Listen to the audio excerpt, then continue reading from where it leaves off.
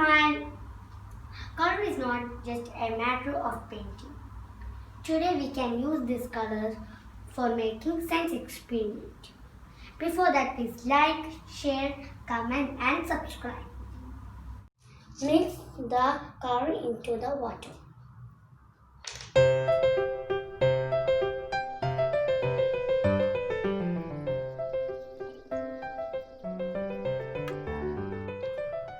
Keep the empty glasses in between. Fold the tissues like this, then place it.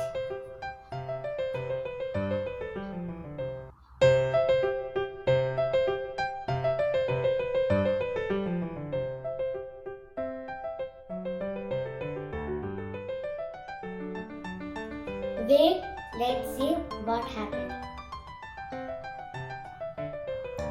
See, water is traveling to the empty glasses.